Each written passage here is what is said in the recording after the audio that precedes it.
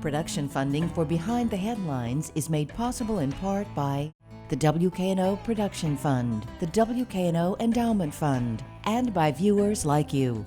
Thank you. Budget season, removal of the forest remains, and much more tonight on Behind the Headlines.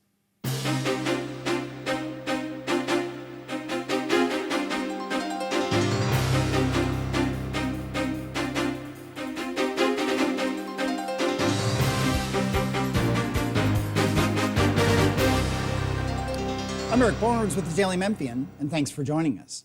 I'm joined this week by a roundtable of journalists, starting with Toby Sells, news editor from the Memphis Flyer. Toby, thanks for being here. Thanks for having me, Eric. Omar Yusuf is a reporter with the Daily Memphian. Omar, thanks for being here. Thanks for having me, Eric. And Bill Dries is also a reporter with the Daily Memphian. We'll talk through, I mentioned a number of things at the top: the removal of the Nathan Bedford Forest remains, the budget, and maybe an update on the bridge. Omar's been doing a bunch of interesting work on redevelopments in Fraser, the pipeline. There's a lot of things going on. Let's start, Bill, though, with probably, I guess, I don't know if it's the newsiest thing, but the budgets. We, over the last couple of weeks, have had the city council budget chair on. We've talked to the county folks about the budget. It is a strange year and a surprising year in my many years in Memphis, where tax rates potentially are going down and potentially going down substantially. There's also a lot of confusion about where the federal money that is flowing through to the city and county, exactly what can and can't be done with that. I don't think anybody's complaining about it, but the rules are still not clear. Maybe we start with with the county, which we'll be voting on Monday, it looks like. Yeah, it looks like the county is going to be the first to close the budget season, although things are changing as we speak. This has gone from probably a more stable situation when the budget hearings began to a lot of changes toward the end here for it. And as you mentioned, a lot of the uncertainty deals with some new guidance that the city and the county got on how to use the federal ARPA funds, American Rescue Plan Act funds, that are, in the case of Shelby County, that's $180 million from the federal government. In the case of the city, it's $160 million from the federal government. And each of those governments have now received their first of two payments of that. But the guidance changed on May 10th, and it has basically punched a $23 million hole in the city's budget. The county, not so much, but there probably won't be the final word on how to use the money and what revenues you can make up and how the calculations are done until mid-July in Washington. And we're looking at tax rate proposals, given that it's a reappraisal year, and the tax rate can't move to create a windfall. The city council or the county commission, they can vote to increase taxes, but as it is right now, it looks like the city tax rate will drop from 319 to 271. County will drop from 405 to 345, give or take. A penny. Right. Those are the tax rates that produce the same amount of revenue for city and county government, respectively, taking into account the 2021 reappraisal of property. Neither County Mayor Lee Harris nor City Mayor Jim Strickland have proposed a tax increase. However, there are some discussions on the county and city side about possibly a tax hike, which can be done, but it has to be proposed and voted on separately once the tax rate is reset. At this point, it doesn't appear that raising taxes beyond that recertified amount has the 7 votes necessary to pass on either the city or the county side, but there has been some discussion about that. And the discussion has centered on, in the case of the county, raising the taxes, but keeping it below the $4 mark. And on the city side, it's about keeping it below the $3 mark. It is interesting. I'll go to you, Toby. But one thing, two municipalities are looking at raising taxes, Bartlett and Collierville. Bartlett is looking at a 15-cent increase after the reappraisal adjustment. Bartlett, a 24-cent increase, which is, totally counter to how it was. Maybe I'm old, but 10, 15, 20 years ago, when the municipalities kept their taxes very low and very stable, and the city and county seemed to constantly be raising them. We'll have the mayors of Collierville and Bartlett on in 2 weeks to talk about their budgets, school systems, and all that stuff. But Toby, what did you want to add? It was just interesting this year that there was kind of a new voice in budget season. I've covered a lot of budgets over the years, but this year, the Moral Budget Coalition, I wrote about it, I know Bill wrote about it. It's this group of groups, including Micah out there, Memphis Tenants Unit, Stanford Children Tennessee, and a lot of others out there, Building Memphis. And they wanted to have the city and the county to keep the tax rate as it is right now, which would create, as they said, it would create $40 million in the city and then $100 million for the county. And they wanted this money invested in the community, which is, what you will remember from the Black Lives Matter of last summer. When activists would say defund the police, they didn't mean we don't like the police. They said, let's reduce the money that we spend on police and put it into the community. And what they want is for, affordable housing, services for the homeless, mental health, education, a raft of these things that this group is pushing for. So at this stage in the budget game, it doesn't seem likely that they would go back to the tax rate that we have right now. But it's an interesting new voice that arose during budget season. Like I said, I've covered a lot of these, not as closely in years past, but it's interesting to see kind of a new voice wanting to have a seat at the table during budget talks. Yeah, we had Cardell Oren from Stanford Children and Devaney Perry from Building Memphis on last week to talk about their advocacy for keeping the tax rate the same as it is now and seeing a pretty significant windfall in taxes, windfall or tax increase, however you want to look at it, and do those investments. Omer, you want to weigh in on any parts of this and where things stand? Well, I cover Bartlett, so I can give some insight on the tax rate discussion on over there. So the 24-cent tax hike is for three reasons. One, they want to maintain the city's current service levels. Another is they're proposing 4% increase for employees. And they also have to pay some debt service. So they kind of think that they're at this point now where if they don't do it now, they're going to have to do it later and the cost may be much bigger. So that's kind of why Alderman Mayor McDonald are kind of discussing this right now. And there is a final vote scheduled for June 8th of next week. So we'll see how that goes. Right. Bill, anything else on budget, or we'll shift gears? Where do we go next? Well, the city council will try to close out its budget season at their June 15th meeting. They were originally going to had that vote scheduled for this week. The fiscal year for city and county and all 6 of the suburban governments starts on July 1st. There are usually some line items that are moved around within the budget by the process by the county commission and the city council. And this year is certainly no exception to that. Bill, over on the city council side, when I used to cover this stuff gavel to gavel, this was a really tense, contentious time of the year right here at the end of budget season. I remember the council meetings going to, midnight, 1 in the morning. Are they still like that? Are they still like that anymore? So far, not. Fingers crossed, on that. But the county commission did have about a 7-hour discussion on this yesterday. Some of that is that the council has just started meeting in person again. So there's that kind of factor into it. Overall, the discussions have been pretty amiable. No one's gotten really frustrated by it on either side, city or county.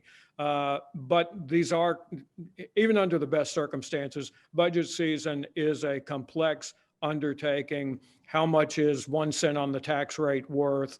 Even on the county side, they were not allowed to go to 3 digits on the tax rate. In other words, they wanted to do explore a basic tax rate of $3.451 as the tax rate. Well, the state said you can't do that. You have to round down in this case because it's 1/100th or something like that of a penny. Yeah. Last question to you, Omer, has it been contentious in Bartlett? Or is it as the board and the mayor, have they all been pretty, aligned in terms of the direction of the conversation? Well, on the first 2 readings, it's been 6-0 both times on both the tax rate and the budget. There is this common understanding that something does have to be done now. Though if there is going to be any pushback, that June 8th meeting ahead of the July 1 deadline will be the most likely time you'd see anything. But the early indications seem to be that this will pass either a 6-0 or a 5-1 vote.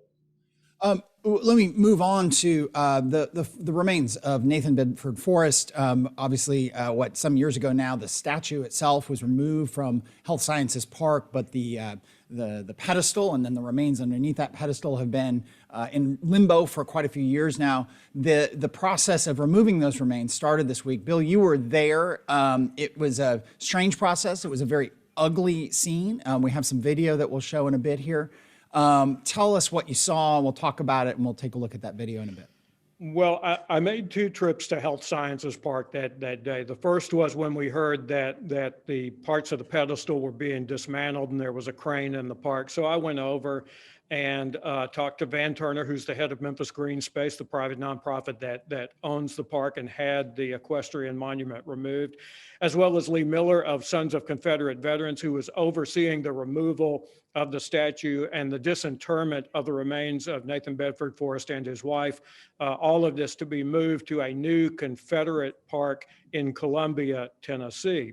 And at that point, it was pretty much, how do you do this? What do you know? Why are there bricks at the center of the pedestal? Because, you know, there are no drawings or plans for how the gravesite was erected, and the monument was erected more than 100 years ago. So it was that kind of an angle. Then pictures started popping up on social media of some Confederate flags and the chain link fence that is around the monument. So I went back over. Commissioner Tammy Sawyer, Shelby County Commissioner Tammy Sawyer, who led the Take 'em Down 901 movement, which along with the city's moves in court were the 2 factors that surrounded the removal of the monument. And there was a really tense and ugly confrontation and threats made towards Sawyer by one of the workers who was there working on the monument.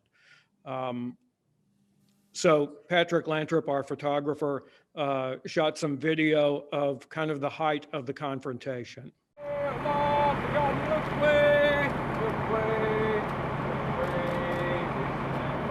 Stand behind me and say Dixieland. And I just told y'all that my ancestors picked cotton. I'm not making this up. I have slave records. My ancestors picked cotton. While his ancestors beat and raped my ancestors. Away in Dixieland, I'll take my stand. Dixie is dead. And it was killed by the descendants of black people. The descendants of black people, Van Turner and Tammy Sawyer and others, we took your hero down. It is ugly and really not good to watch. Toby, your thoughts on it? You watched it when it was first posted. We've seen it again now. And read Bill's story, and it's unbelievable that somebody at a public site like that can so publicly attack a public official like that, to be so emboldened. I think that really shows how emboldened these people still are. We think that maybe they have kind of gone back into wherever they were before the election and all that. But, the Southern Poverty Law Center just came out with a report that Memphis is home to more hate groups than any city in Tennessee, and 2 of those are white nationalists. One is neo-Confederate. And these people are still emboldened to go out and to say things like that with a bank of television cameras going. I think it shows how emboldened they are. I think it also shows just how not desperate we are, but how ready we are to have this monument completely gone, that we would subject ourselves to this over and over and over again to get this gone and to kind of turn the page on this chapter. And I hope that I'm just really glad that it's happening, and hopefully it'll be over soon and we won't have to deal with ugly situations like we had in the park the other day. Omri, your thoughts on and where the park goes from here. Well, so Juneteenth, which is coming up in a couple of weeks, Lisa Franklin and Van Turner with Memphis Green Space announced several weeks ago that the annual Juneteenth celebration will take place at Health Sciences Park. And the reason that they're moving it from Robert R. Church Park to Health Sciences Park is part of that symbolization that this is our space now, that we're going to start this next chapter, and that won't be a place where specifically Black Memphians don't have worry about that fear anymore, that they can be welcomed here, that they can have joy here, that they can celebrate here. And I think that'll be a really important moment. And obviously the past few years, and it's all building up to this, and hopefully that first step in really making that next chapter start. And just some logistics, Bill, it's going to take them a couple of weeks. Is that right? To disassemble and so on? Right. It's going to take a couple of weeks. The panels on the side of the pedestal were removed for restoration and some repair work as a part of this. The remains of Forrest and his wife, as we said, are about 10 feet below everything. So this is going to take some time to work out logistically. There's actually an archaeologist that is working with the group on this during the removal. So on the one hand, you have a story that really remains about the divisions in our society and the resistance to change and the whole fake history of the Confederacy that began after the Civil War and that some people want to preserve to this very day. And then you have the story about, well, how do you go about something like this, no matter who the individual is? And again, I think you alluded to this and it was in your story, but this is being paid for by whom? The Sons of Confederate Veterans and the Forrest family. There is no public funding that is involved in this. And that's easy to forget because this was once a city park up until 2017. It is now land that is owned for public use by Memphis Green Space, as is the other park where there was a statue of Jefferson Davis, which is now Fourth Bluff or Memphis Park. Yeah. Let's switch to the Fraser and some of the stories you've been doing up there, Omer. It's another part of your beat, and there's some big investments that have happened. I mean, hundreds of millions of dollars in investments. If you go back to Nike expanding its distribution center, Amazon, talk about a bit about what you've been writing about up there.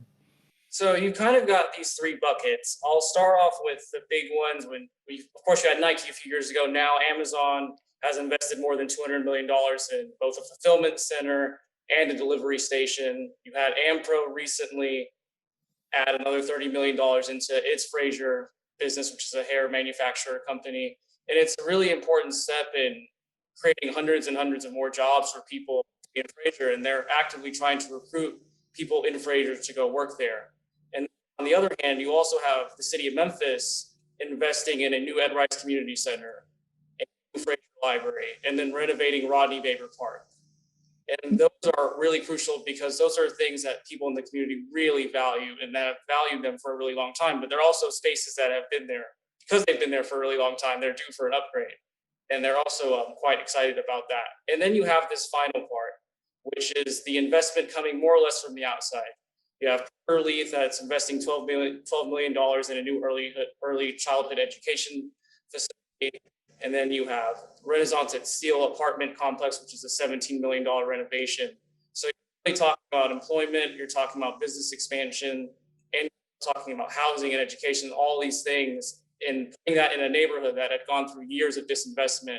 And it's really creating some optimism in Fraser now. One interesting thing I thought about it was, we've debated had people on the show debating low-wage jobs. Obviously, the Flyer's written about it, Daily Memphian, and others. That we, Martavis Jones is a big advocate, a city councilman, that we need to be not pursuing these lower wage jobs. The Amazon jobs start at $15 an hour. I can't remember what the Ampro ones are, but you did speak to a community leader up in Fraser who said this is fantastic. These are jobs. These are people here in Fraser who can be employed, and this is, I think he said, our prayers have been answered. Yes, I spoke to Pursuit of God church pastor Ricky Floyd, and if you talk to a lot of the community leaders in Fraser, they're just excited to have these jobs that start at $15 an hour. Are they the ideal jobs that'll transform Fraser right away? Not necessarily, but it's a step in the right direction. And if you talk to them, that's how they view this. They don't view this as an overnight transformation, but they do view these first steps as crucial to getting this neighborhood back on its feet. That's got an estimated population of about 50,000 people. So we're talking about one of Memphis' largest Black neighborhoods, and it's important that it can get back on its feet. I think this was simultaneous with, I'm going to put you on the spot, Bill. We have Accelerate Memphis, which is this $200 million kind of it's a debt restructuring plan with the city that they can take $200 million and put it towards capital improvement projects across the city. I think Fraser, there are areas all across the city. It very much follows the Memphis 3.0 map and the strategic plan, that which includes Fraser.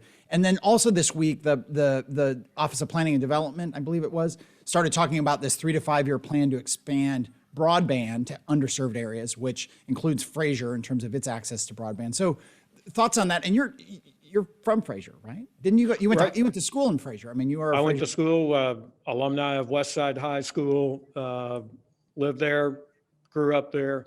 The broadband plan is actually the Division of Planning and Development, as well as Housing and Community Development for the city.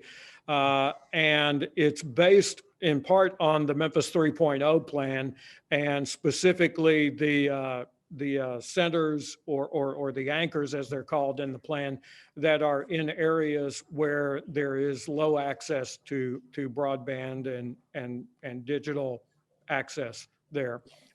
And that's where this is going to start. There's a pilot in Soulsville as well. And they're going to proceed with some funding here to map out likely spots for the spread of that access. And of course, we've seen how important that is during the pandemic that we've just been through. I'm going to skip over one of the biggest stories going on right now is the bridge and the repairs to the bridge. And we've got the Pete Buttigieg, the Department of Transportation Secretary, is in town as we're taping this, may have some announcements today. So if we talk too much about it, it could be off track. But there are a couple big questions. I guess I'll do a couple minutes on this, Bill. What do we expect from Pete Buttigieg? And again, I'm putting you in this bad place where we're taping before he speaks. And what comes next with the bridge, real briefly? Well, what comes next is how long is this going to take to get the bridge reopened to traffic? But beyond that, there are some larger discussions. This has revived discussion of the possibility of a third vehicular traffic bridge across the Mississippi River at Memphis, which the last serious discussion of this was about 20 years ago. That shows you what kind of the time frame is for that. What we're expecting out of Secretary Buttigieg's visit to Memphis is probably a lively discussion at the forum at FedEx, which will feature Republican U.S. Senator Marsha Blackburn among the people involved in that discussion. And she's been highly critical of the administration's infrastructure plan as not being about roads and bridges enough. And of course, the secretary will be here flying the banner of the Biden administration and promoting that still forming infrastructure plan. I still think also, now I'm going to move to Toby for some other things, but that one of the big unanswered questions, I know the inspector from Arkansas who had inspected the bridge and missed this from, it looks like potentially a couple of years, was fired. But what happens next with bridge inspections? How did the whole, maybe it was that person's fault, but that person had bosses and a whole structure that allowed not a crack, but a massive fissure to go unnoticed for so long. That those are the next questions that need to be answered. But Toby, I wanted to switch to you if we could, because you've got a big story coming up in the flyer about the legislative session and some of the workings there. That's right. And as I was watching the session this year, I started to kind of notice a theme in a lot of the GOP actions up there, not all bills necessarily, but that were happening separately. But then when you take them together, you kind of see this theme emerge that they were really aimed at poor people, at low income people. And three big moves there were cuts to the state unemployment benefits, which will take it, basically cut the time that we have for those in half. And that doesn't start until 2023. I'll talk about that in a minute. But the second thing was Bill Lee's decision to cut the federal unemployment benefit from September to July.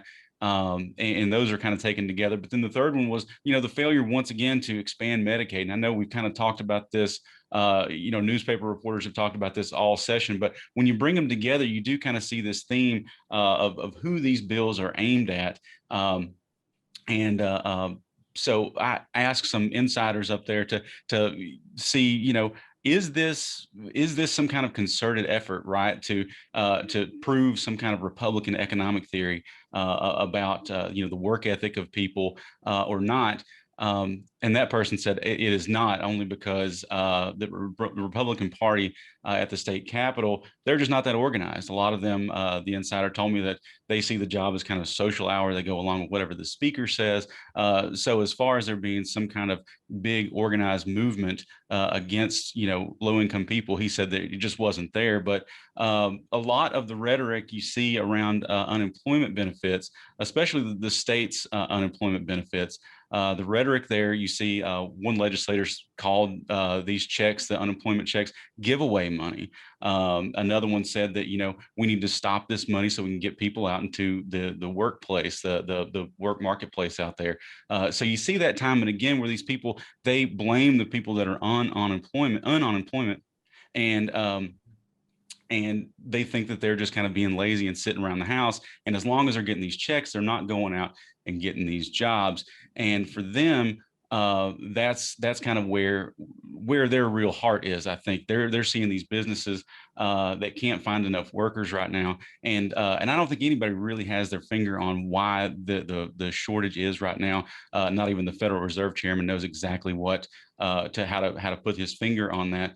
But a lot of the Republicans, when they're talking about this, they talk in anecdotes. They say, well, there's a restaurant in my district that can't find workers. There's another guy with a trucking company that says, I've got 50 trucks idled because I can't find drivers. But they never point to a study done by somebody that says, here's what's going on and Right. here's what it is. I